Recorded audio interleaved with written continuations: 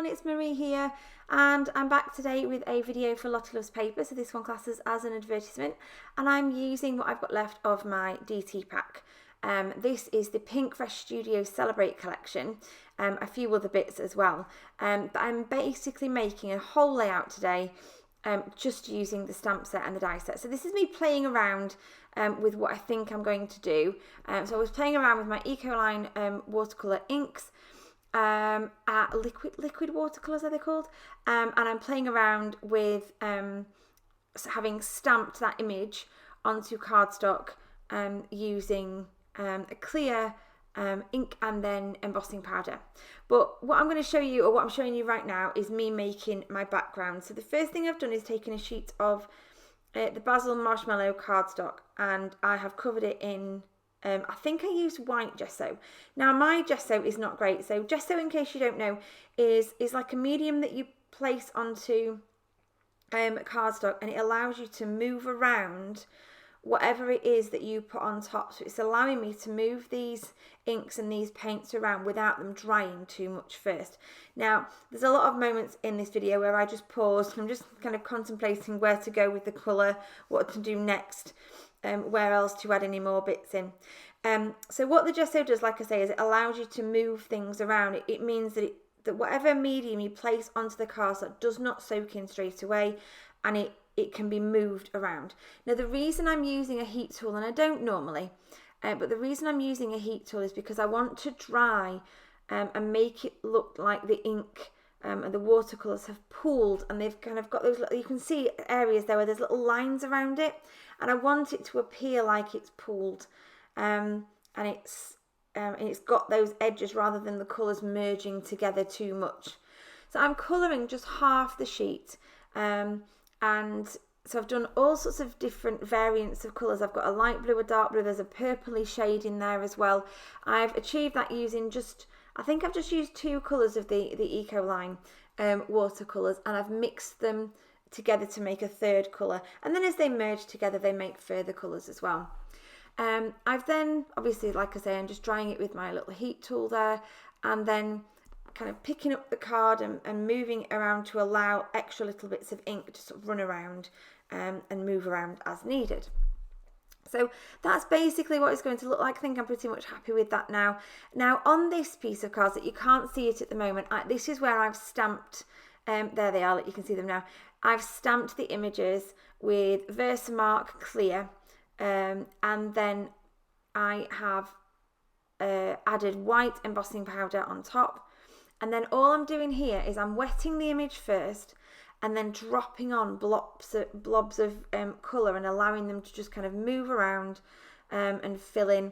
And I'm going right over the lines, because what I'm going to do when I've finished that is actually die cut them, so you won't see all the kind of messy edges at all. So I did some in, like I say, in the Versamark ink with the white embossing powder, which was then heat set, and I've done some here in just some black ink, and I think I used stays on here so that the ink did not move around then when I added the watercolours to it.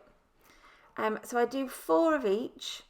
First of all, colouring them, just wetting the whole page, wetting the whole image, and then adding the colour on top, because if it's wet first, the ink spreads around much more easily. And I've, again, tried to get that variance in colour.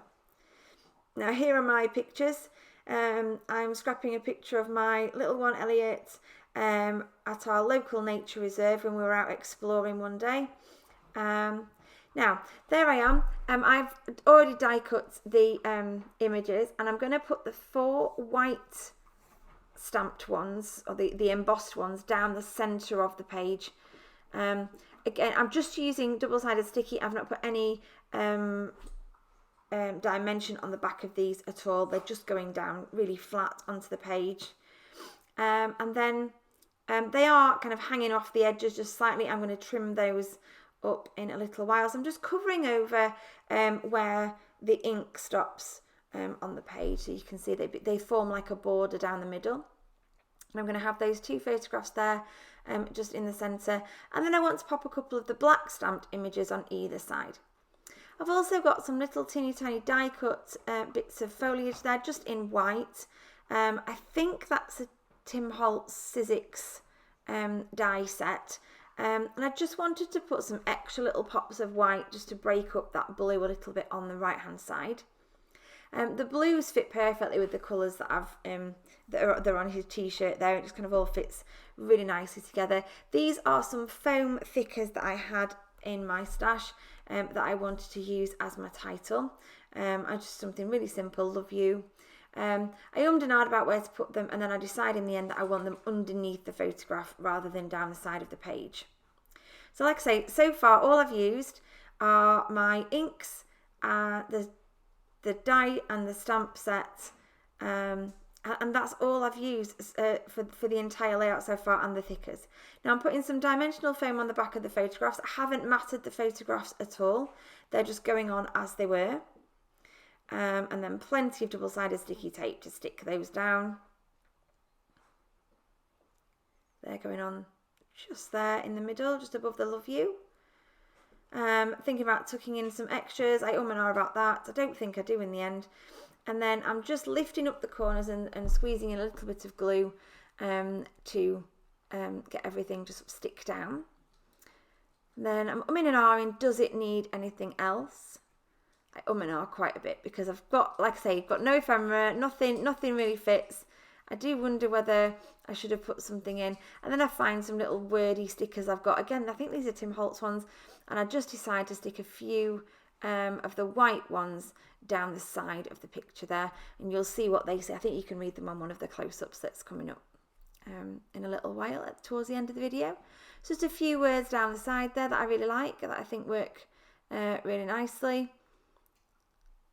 They just kind of fit. I think one of them might say adventure and discover. We were out at a local nature reserve that we discovered over the summer. We didn't realise we lived so close to this lovely nature reserve. So we've been out exploring that quite a lot, and this was a lovely summery day. So my little stickers are going to go there. And then I think I'm going to add some Nuvo drops possibly as well. So I think I do add some Nuvo drops to the layout. Just to add some additional pops of black. There we go.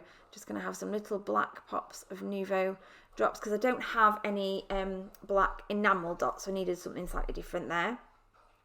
And then I think the last thing I do I put some splatters on this right hand side? I think on the left hand side, sorry, of the image. I think I might put just a few splatters on to spread that colour across.